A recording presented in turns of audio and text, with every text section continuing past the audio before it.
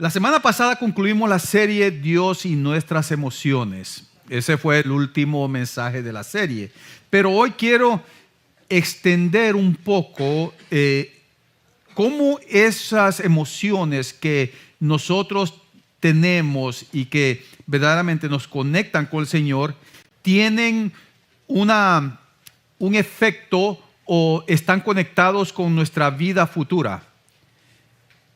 Usted puede decir, bueno, ¿cómo así? ¿Cómo nuestras emociones están conectadas con nuestra vida futura? Bueno, cuando nosotros reconocemos que nuestras vidas son muy complicadas, muy difíciles de llevar, y aparte de eso reconocemos que tenemos una misión que cumplir como cristianos, nos preguntamos, ¿cómo puedo yo agradar al Señor si ni siquiera puedo tener bajo control mis problemas, mis emociones? ¿No se ha puesto a pensar? Espero de que usted se haya hecho esa pregunta durante esta serie, porque eso es la realidad de todos nosotros. Entendemos lo que dice la palabra del Señor, hemos sido salvos, tenemos un propósito por la cual el Señor nos ha creado, que es para darle honra y gloria a su nombre. Esa es la razón por la cual fuimos creados. No para disfrutar de nosotros mismos, no, para disfrutar de Él, para que nuestro contentamiento, nuestro gozo, nuestra alegría, nuestra plenitud esté en Él. Por eso fuimos creados. Pero nosotros tenemos el tiempo limitado, no tenemos suficiente energía para completar nuestras responsabilidades con nuestras familias y con nuestro trabajo. Y mucho menos, muchas veces pensamos que mucho menos tengo tiempo para involucrarme en algún ministerio de la iglesia, para servirle al Señor. Ya no puedo con mi propia alma, ¿cómo voy a ayudarle a otra persona que cargue su propia alma? Suficiente con mis penas, ¿verdad? Pensamos así, claro. Si usted es una de esas personas, quiero afirmarle, no quiero animarle, quiero afirmarle esto, de que su vida en Cristo no fue diseñada para vivirla así. Su vida en Cristo no fue diseñada para vivirla con una carga, con incapacidades. No, fue diseñada para que usted pueda vivirla a plenitud. Porque Cristo le ha dado la gran promesa, recuerde esto, de sellarlo con su Espíritu Santo como muestra de su poder para que usted pueda vivir así, fortalecido y confiado en Él. No en usted, no en sus propias capacidades, sino que en Él, confiado en Él, mientras le rinde ese culto de adoración con toda su vida, con todo lo que usted hace. Espero de que esto no sea un trabalenguas para usted, pero no, el Señor se está asegurando en todos los aspectos de su vida de que usted tenga la capacidad para seguir glorificando su nombre y que usted se goce en ello. Hace 2 domingos prediqué sobre el Evangelio de Juan capítulo 9 y sobre el ciego que pasó de ser un ciego con temor a ser una persona que podía ver con valor debido a que Jesús sanó su vida. ¿Se recuerda ese sermón? Bueno, vimos en ese pasaje cómo los judíos creían que las circunstancias era el producto de la desobediencia o fidelidad al Señor. ¿Recuerda eso? Decimos, bueno, en realidad esa era la antigua norma en el antiguo pacto. Dios había prometido a Israel que si ellos se mantenían fieles a su ley, ellos gozarían de todas las abundantes y ricas bendiciones del Señor. Pero si vivían en rebeldía, recibirían solo maldición. Eso era como así vivían. Y muchas veces nosotros todavía vivimos de esa forma, pensando de esa forma. O es que yo tengo que ser fiel al Señor para que así Él me pueda bendecir. No es así. ¿No piensa usted así? Muchas veces pensamos así, inconscientemente pensamos así. Ese era el antiguo pacto, pero en el nuevo pacto todo ha cambiado. El Señor él dice, en el nuevo pacto todo va a cambiar. ¿Por qué? ¿Y a través de quién? A través de Cristo. Pero bueno, si ellos vivían en rebeldía, entonces ellos recibirían maldición. Así sucedió por muchos siglos en los cuales Israel el pueblo que Dios escogió para que cumpliera la ley y que a través de ese cumplimiento de la ley, esa forma de vivir, pudieran dar a conocer a todas las naciones quién es Dios, no lo pudo cumplir. Así que el Señor cumplió su promesa, mandó a sus profetas para llamar al arrepentimiento de su pueblo una y otra vez. Y una y otra vez ellos fallaron. En cada llamado el Señor no solo les hacía ver su pecado, sino que también les recordaba la promesa de que Él iba a terminar con esa incapacidad de obediencia por medio de su ungido. Es lo que Dios les está prometiendo. Cada vez que les decía, hey, me han dado la espalda, han fallado al pacto, ustedes no están siguiéndome, no me están adorando, no me aman. Y ustedes merecen el castigo por su pecado. Pero aún así, eso es mi justicia, esa es mi santidad, pero también quiero mostrarles mi misericordia, mi amor, mi gracia, mi bondad a través de mi ungido. Así que lo que para ellos fue imposible de cumplir, ahora sería posible por medio de la obra de su Mesías. Él llegaría a cambiarlo todo, a cumplirlo todo. Y eso es lo que encontramos en el libro de Joel. Todo este mensaje del Señor de amonestación, de recordatorio, se están alejando de mí. Pero como se han alejado de mí, ustedes merecen el castigo por su pecado. Aún así, yo voy a dar a conocer mi misericordia y mi amor por ustedes y les voy a dar de mi salvación. Eso es lo que encontramos en el libro de Joel. Dios reitera su promesa de que ese día de salvación, pero ese día de juicio llegaría. Pero ese día vendría en dos fases. Aquí viene el punto. Ese día, el día del Señor, cuando Él cumpliría su promesa, tenía dos fases. Cada una de estas fases traería salvación, pero también condenación. Espero de que no los esté enrollando con todo eso como los estoy presentando. Quiero darles interesantemente cómo nosotros muchas veces sentimos de que no podemos hacer las cosas, de que no estamos adorando a Dios como debe de ser. Y pensamos, no, es que eso es imposible. Sí se puede, Cristo lo ha hecho. Pero también a la vez quiero yo que podamos ver de que nosotros necesitamos diferenciar en lo que es nuestro propósito como adoradores, como personas creadas para glorificar a Dios y gozarnos, disfrutarlo en ello. Y cómo eso cómo eso está conectado también al cuando nosotros decidimos no hacerlo. ¿Cuáles son las consecuencias de no hacerlo? Y que eso se va a cumplir en el día cuando el Señor traiga juicio aquí en la tierra. ¿Cómo se va a cumplir eso? Nuestra incapacidad de poder adorarlo en nuestras condiciones va finalmente a quitarse. Lo que para ellos era imposible, para el ser humano es imposible. El Señor lo está haciendo posible y un día lo va a consumar. Lo va a cumplir. No va a haber nada más de ni pecado, ni maldad, ni muerte. No va a haber ninguna interferencia en el cual nosotros podamos darle la honra y la gloria a Él.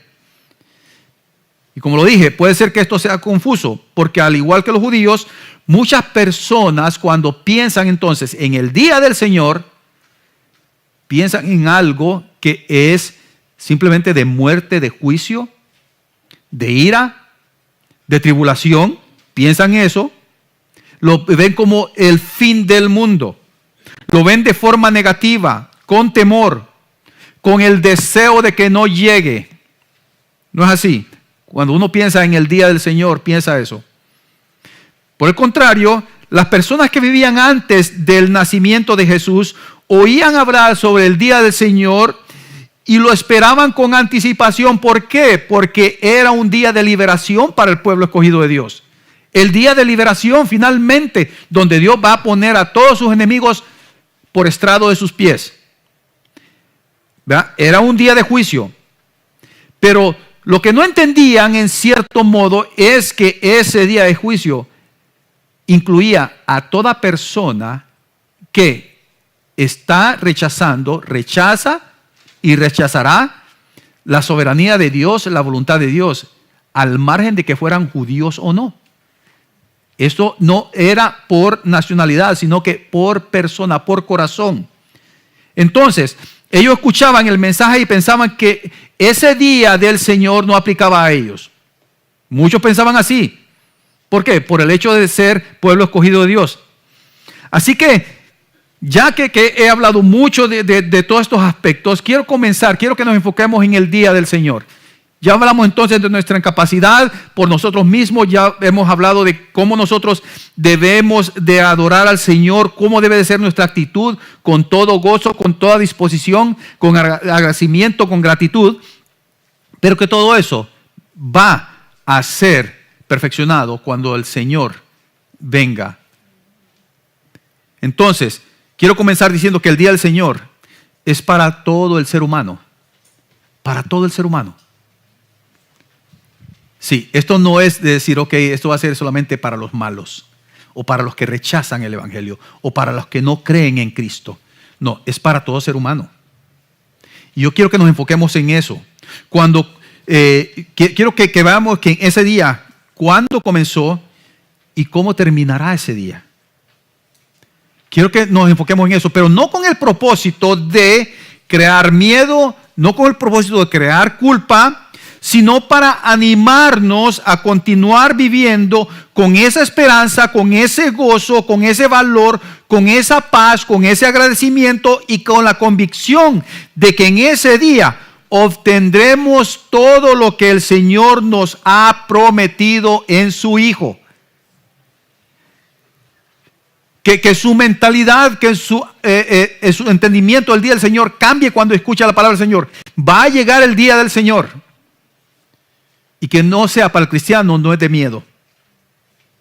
Vean lo que dice Joel capítulo 2, porque Joel comienza hablando de una pestilencia que llegó, de una hambruna que iba a llegar por razón de la oruga, de unos animales que iban a invadir y se iban a comer toda la cosecha del pueblo de Israel.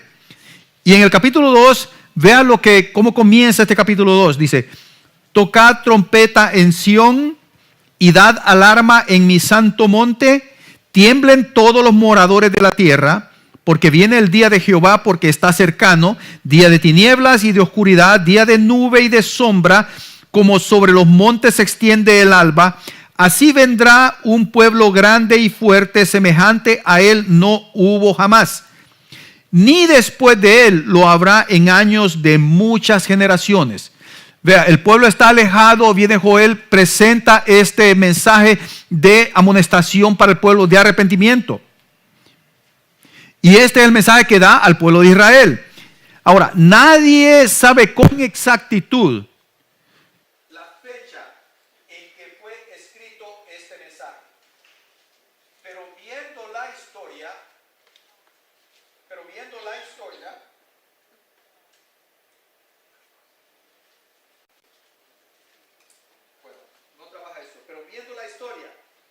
es evidente que haya sido antes del exilio babilónico. Déjenme agarrar un...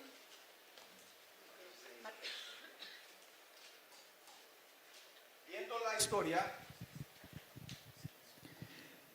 es evidente que se haya escrito este libro antes del exilio babilónico. Este mensaje estaba profetizado de lo que habría de suceder al pueblo de Judá por razón de su desobediencia. Dios mandó entonces a su siervo Nabucodonosor a cumplir con su orden de traer juicio sobre Judá. Y cuando vemos la historia, podemos ver que Babilonia no tuvo piedad de Judá. Ese fue un día de tinieblas y de oscuridad, día de nube de sombra, como sobre los montes se extiende el alba, así vendrá un pueblo grande y fuerte, semejante a él no lo hubo jamás. Está hablando de esta invasión. Y bueno, hay muchos teólogos que difieren de este libro. No creen de que es de que fue escrito en ese tiempo y que estaba hablando con respecto a esta invasión de Babilonia sobre Judá. Ahora, en toda la historia, Israel no había sufrido un ataque tan despiadado. Sin embargo, la palabra del Señor a través de Joel se habría de cumplir y se cumplió. Y a pesar de eso, Dios estaba también dando oportunidades para que su pueblo se arrepintiese. Y vea lo que dice los versículos 15 en adelante. Tocad trompeta en Sión, proclamad ayuno, convocad asamblea, reunid al pueblo, santificad la reunión, juntad a los ancianos, congregad a los niños y a los que maman, salga de su cámara el novio y de su tálamo la novia. Entre la entrada y el altar lloren los sacerdotes mismos de Jehová y digan: perdona, oh Jehová, a tu pueblo y no entregues a lo propio tu heredad, para que las naciones se enseñoreen de ella. Porque han de decir esto entre los pueblos: ¿dónde está tu Dios? Esto es lo que el Señor estaba esperando de ellos: arrepentimiento, humillación. Pero esto no sucedió. Esto no sucedió. Así que Dios llevó a cabo su palabra, pero no sin antes dar esperanza de que Él cumpliría su promesa de salvación para su pueblo de entre las naciones. El Señor le está dando este juicio, pero también le está dando la esperanza de salvación. Vayamos entonces al versículo 21. Dice: tierra, no temas, alégrate y gózate, porque Jehová hará grandes cosas. Animales del campo, no temáis, porque los pasos del desierto reverdecerán, porque los árboles llevarán su fruto, la higuera y la vid darán sus frutos. Vosotros también, hijos de Sión, alegraos y gozaos en Jehová vuestro Dios, porque os ha dado la primera lluvia a su tiempo, y hará descender sobre vosotros la lluvia temprana y tardía como al principio. Las eras se llenarán de trigo y los lagares rebosarán de vino y aceite. Y os restituiré los años que comió la oruga, el saltón y el revoltón y la langosta, mi gran ejército que envié contra vosotros. Comeréis hasta saciaros y alabaréis el nombre de Jehová vuestro Dios, el cual hizo maravillas con vosotros, y nunca jamás será mi pueblo avergonzado. Ponga atención a esto. Nunca jamás será mi pueblo avergonzado.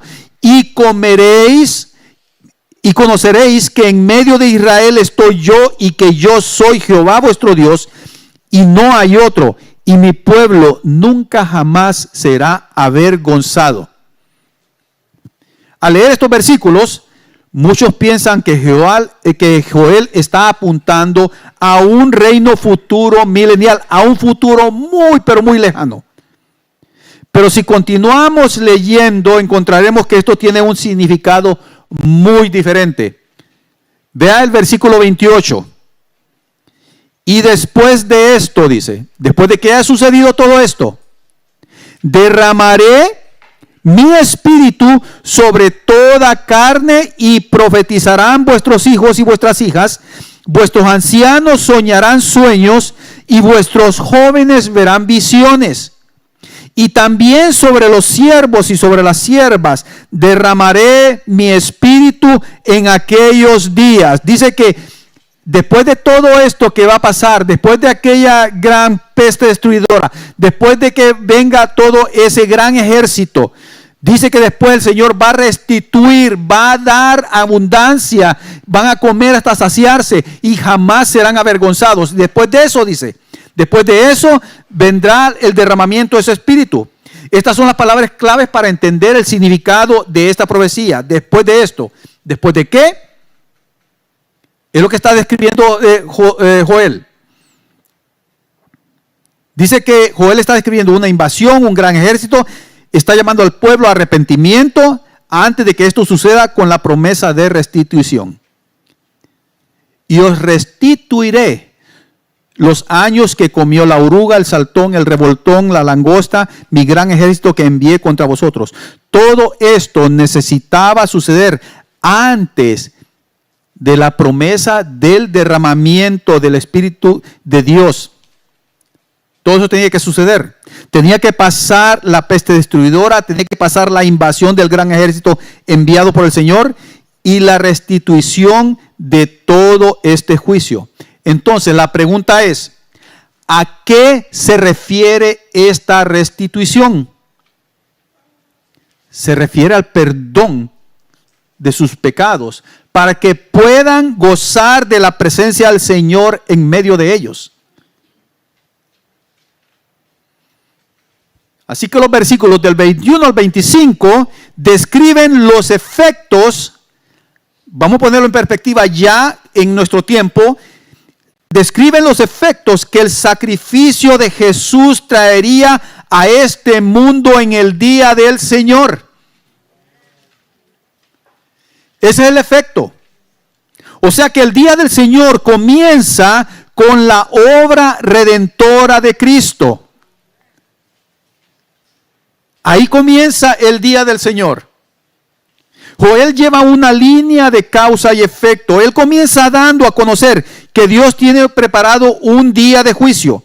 Y ese día tiene una causa. ¿Cuál es la causa? El pecado del ser humano. Pero esa causa tiene un efecto mayor, que es el amor de Dios por su creación para redimirla. A pesar de que Dios ha decretado un día de juicio, ese día también está reservado para salvación.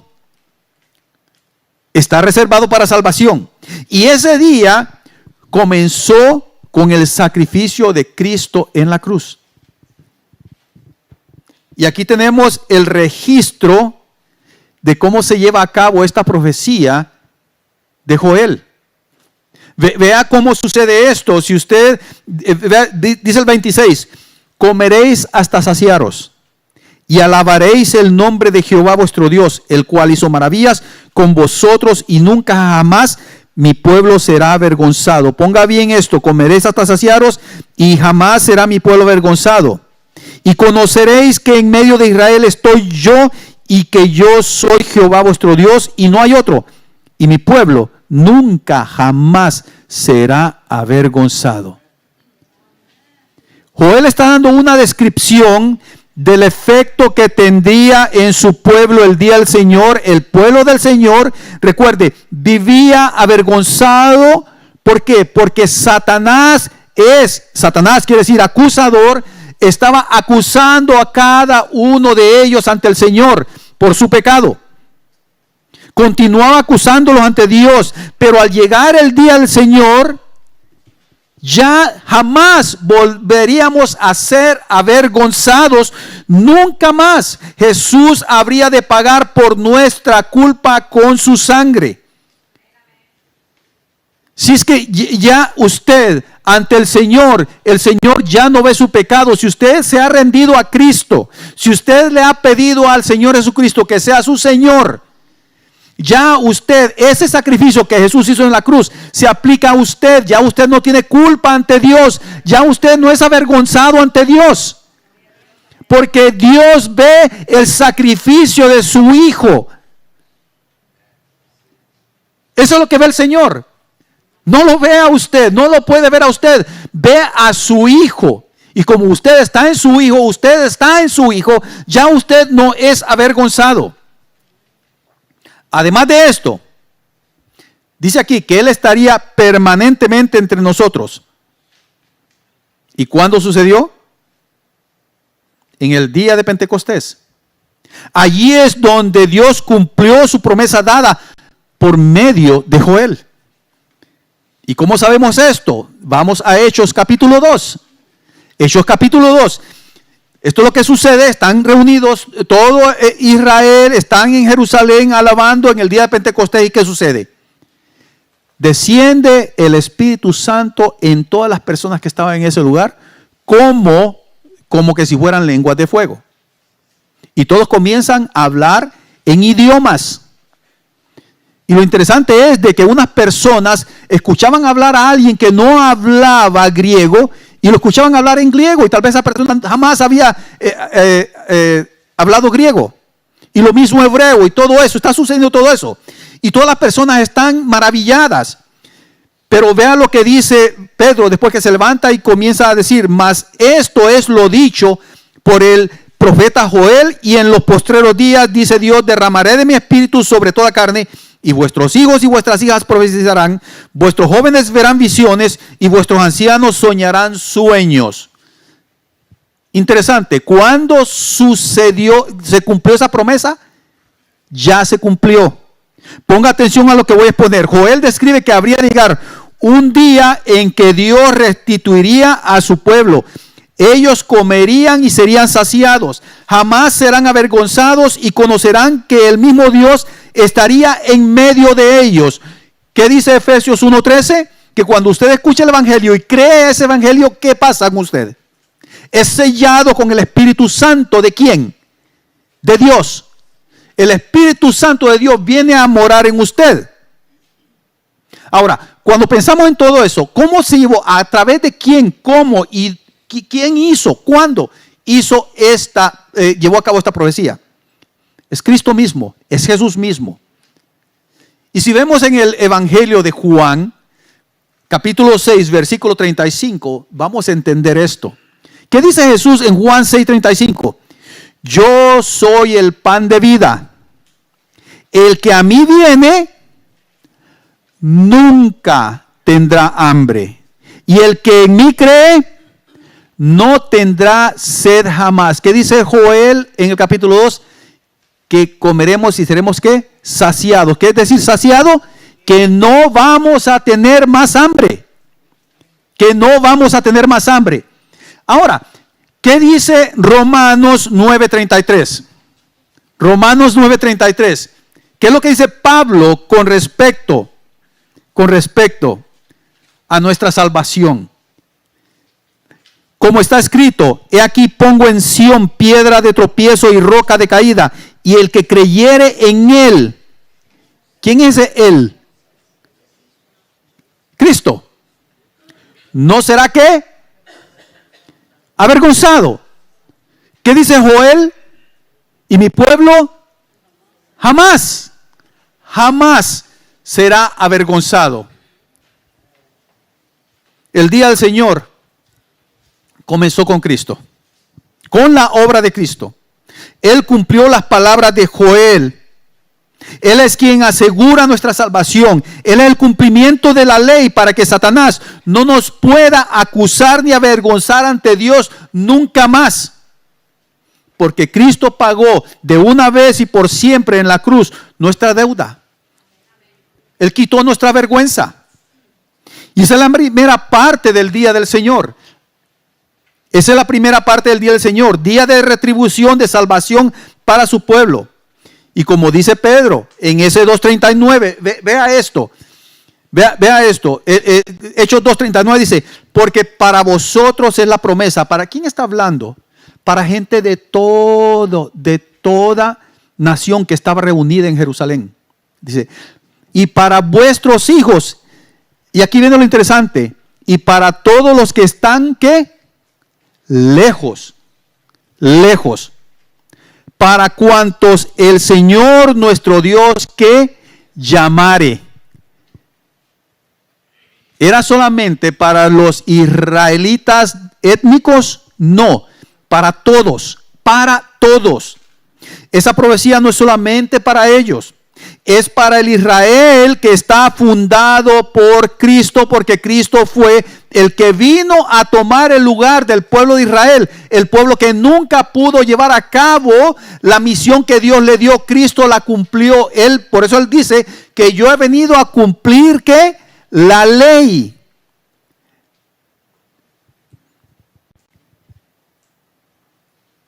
Ahí donde vemos que en Cristo, que es el nuevo pacto, ya no existen dos pueblos. Esto no es acerca de ser de descendencia étnica. Es de descender de Cristo, de estar unido a Cristo, porque en Cristo es que se cumple toda la profecía del Señor. Dios no tiene dos pueblos, tiene uno solo, una sola asamblea, una sola congregación, una sola eclesía. Recuerde, eclesía es asamblea, congregación. De ahí viene la palabra iglesia. No hay diferencia en un pueblo escogido y una iglesia. Es un solo pueblo. Ahora, no quiero que nos detengamos en esta verdad. Quiero que continuemos viendo lo que realmente significa el día del Señor para nosotros y para el resto del mundo. Eso es lo que quiero que veamos. El día del Señor es juicio para los que rechazan la obra de Cristo en la cruz y salvación para los que la reciben. Eso es el día del Señor. Juicio para los que rechazan la obra de Cristo en la cruz y salvación para los que le reciben. Por eso dice el versículo 30 en Joel 2. Y daré prodigios en el cielo y en la tierra, sangre y fuego y columnas de humo. El sol se convertirá en tinieblas y la luna en sangre. Antes, dice, antes que venga el día grande y espantoso. Grande y espantoso. Vea que esto ya es una cosa diferente. Grande y espantoso de Jehová. Y todo aquel que invocare el nombre de Jehová será salvo, porque en el monte de Sión y en Jerusalén habrá salvación.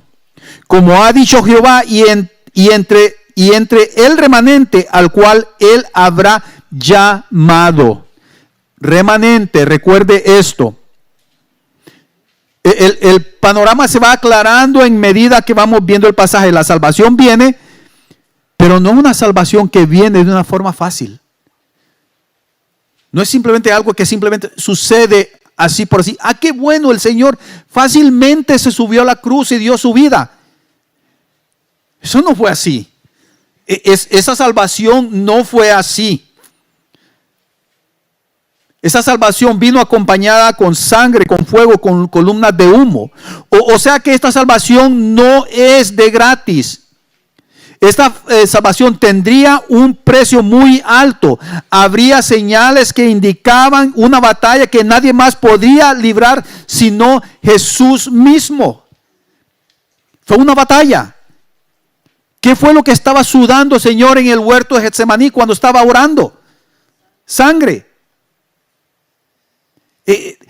Esto no fue su salvación. Debe decirle, su salvación no es algo gratis. Tiene un precio elevadísimo que nadie más podía haber llevado a cabo.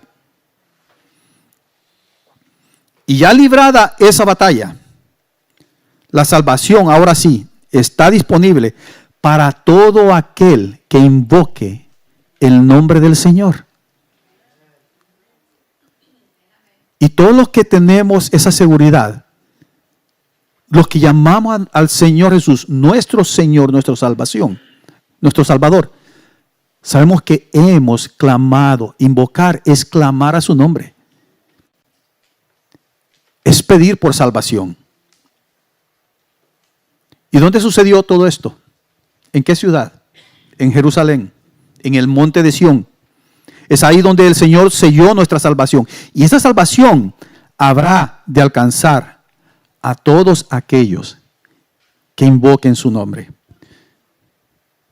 Ahora, cuando vemos esto, el cristiano no teme a ese día espantoso del Señor. No tememos. ¿Por qué? Porque el cristiano no está puesto para sufrir ese día. Y eso es lo que dice Pablo en 1 Tesalonicenses 5:9. Dice que nosotros no estamos puestos para tribulación. El cristiano no está puesto para tribulación. No está puesto para eso. La tribulación es para aquellos que rechazan el evangelio. Y déjeme decirle esto, vivimos en un mundo de maldad, de pecado y de muerte.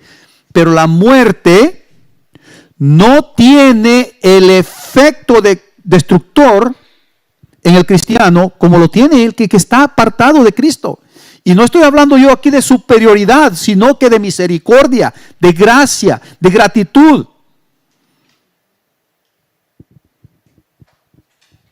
Recuerde, por eso es que nosotros tenemos el sello del Espíritu Santo. Y por eso, por razón de que el cristiano no le debe de temer al día del Señor, esa es la razón por la cual David escribe en el Salmo 23, versículo 4. ¿Qué dice ese versículo 4? Muchas veces nosotros lo pensamos, bueno, yo tengo la fortaleza del Señor, pero vea lo que dice aquí. Aunque ande en valle de sombra de muerte, no temeré mal alguno. ¿Por qué? Porque tú estarás conmigo. valle de sombra de muerte, valle de tribulación. No dice, Señor, no vas a permitir que yo pase por ese valle de sombra de muerte. No está diciendo eso el salmista. No importa si yo paso por ahí. ¿Y qué dice? No temeré. Mal alguno, dice. Mal alguno. Porque tú estarás conmigo. Lo demás a mí no me importa. Tu vara y tu cayado me infundirán aliento. Y recuerde, vara y cayado son varas que tienen varias funciones. Y una de esas es de darle un par de golpes a la oveja para que se mantenga en el redil. David diría hoy, aunque esté en medio de tribulación, no temeré porque esa tribulación no es para mí. No es para mí. No es para mí. Es el significado del día del Señor, día de salvación para los que invocan su nombre, pero día espantoso para los que lo rechazan. Pero el Señor, aún así, no quiere que el ser humano experimente ese día. El Señor no quiere eso. El Señor quiere, como dice Pedro, que todos los hombres vengan al arrepentimiento. Él quiere y da oportunidad para arrepentimiento. Y hoy es ese día. Hoy es ese día. Hoy es el momento propicio para invocar el nombre del Señor. Invocar el nombre de Cristo para perdón de pecados y retribución de vida eterna. Y esto de retribución, recuerde, en el jardín del Edén se nos había dado vida eterna. Se nos fue quitada ¿por quién? Por Satanás. Y el Señor ahora a través de Cristo nos está retribuyendo esa vida. Día de retribución. No hay mejor razón para gozarse. Amén. Para estar saciados, para alabar el nombre del Señor. Eso es lo que está diciendo Joel. Esto es lo que está sucediendo a través de Cristo. No está diciendo que va a ser en unos 1000 años más adelante. No, es hoy. Usted puede estar en tribulación, en dolor, en angustia, en enfermedad, en lo que usted esté. Si usted tiene a Cristo en su corazón, usted sabe muy bien de lo que estoy hablando yo, de que no importa cuál sea la situación, puede estar sufriendo físicamente, emocionalmente, pero espiritualmente, usted sabe dónde está su esperanza. Usted sabe que eso no es lo que le identifica, no es lo que le da su identidad. Usted sabe muy bien quién le da su identidad, y ese es Cristo. Hoy se está disfrutando de ese día del Señor. Pero viene la otra parte, la otra fase, es cuando Él, en su venida con sus santos, venga también a dar retribución a aquellos de que verdaderamente simplemente dicen, no, Cristo no es para mí. Como dijo el hermano José ahorita en la mañana, lo escuché decir, es que hay una gran diferencia entre creer en Dios y creerle a Dios. Y recuerda lo que dice Santiago, los santos, los demonios, ¿qué? Creen y tiemblan, pero no le han creído a Cristo.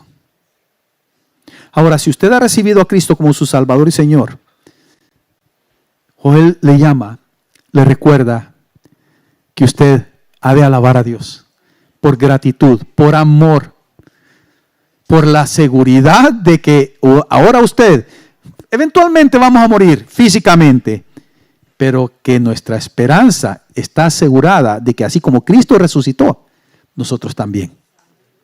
Amén. Así que alábele, viva agradecido por la salvación que tiene asegurada en Cristo. Recuerde, el cristiano, esto no es de optimismo. El cristiano, cuando ve el vaso, no lo ve medio lleno. No lo ve medio lleno. Él ve el vaso lleno. No dice medio lleno. Lleno. No lo ve medio vacío. No, lo ve lleno. ¿Por qué? Porque ha creído a Cristo. Porque sabe muy bien que su vida está depositada en Cristo. Adórele. Muchas veces nosotros vamos, como dije al principio, muchas veces digo, no puedo con mi propia carga, ¿y cómo voy a cargar otra carga? Pero aquí es donde encontramos nosotros la fortaleza. Aquí es donde encontramos nuestro propósito. Aquí encontramos de que, hey, si verdaderamente el Señor me ha dado todo lo necesario para vivir y gozándome, agradecido, no viendo en la lista de las cosas que quiero, sino que viendo todo lo que el Señor me ha dado. Y ahí es donde nos gozamos. Ahí es donde nos gozamos. Gócese. Ahora, pero si usted todavía no le ha pedido a Cristo Jesús que perdone sus pecados y que sea su Señor, aquí está el punto. Hoy es el día. Hoy le puede decir al Señor: Señor, verdaderamente necesito de tu perdón. Necesito que traigas orden a mi vida, que des propósito a mi corazón, que puedas hacerme una nueva persona, que yo pueda vivir tranquilamente pensando y sabiendo de que a pesar de que yo muera físicamente, tengo una resurrección asegurada para vivir mi vida eterna con vos, Señor. En un nuevo cielo, en una nueva tierra, donde no haya dolor, ni muerte, ni pecado. Que no haya nada de eso. Hoy lo puede hacer. Y el mismo Señor dice que Él no va a negar ese tipo de petición. Hágalo hoy. Sea parte también de todo el pueblo de Dios que tiene asegurada salvación en el gran día del Señor. Ese día que comenzó con Cristo en la cruz, con esa obra, pero que va a culminar cuando Él venga a recoger a todos sus santos.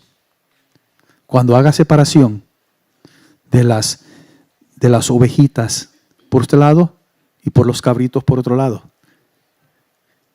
El cristiano se goza en ese día. Para el cristiano la palabra tribulación sabe muy bien que no se le aplica a él, se le aplica a los que verdaderamente han rechazado a Cristo. Oremos.